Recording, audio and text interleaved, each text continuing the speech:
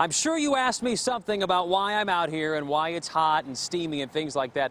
Let's talk a little bit about what this is actually going on here with this, the heat and the humidity. Our body has two ways to cool ourselves down. One is through convection. You do that by blowing air at you like in front of a fan or something like that. The other way that we have is evaporation. That's when we usually sweat, and of course it leads to other things. I want to give you a quick demonstration of what happens when we have high humidity like we do today. So for example, I'm going to take this sponge here. Let's pretend this sponge is our atmosphere. Right now this sponge is dry. Let's pretend our atmosphere is dry. If I were to sweat, here's my sweat on here. You take this dry sponge, right?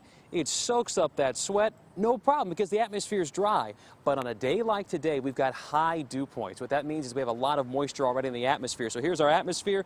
Let's put it in this bowl of water.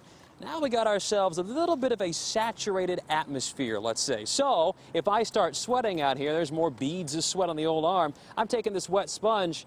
It's not doing much good. So when you have all that sweat stuck to your body, you create this little bubble of heat around you, so you can't cool yourself off at all in the traditional evaporation way. You have to find other methods like the convection, like the wind, or something nice and cool like a swimming pool. So on a day like this, when the dew points are high, the heat is up there too, you've got the high heat index values, you've got to find a way to stay cool. And because your body's always sweating, you got to keep putting more fluids into your body, like water. So just some reasons why it's all soggy and sticky out here. The atmosphere, it's soaked with moisture.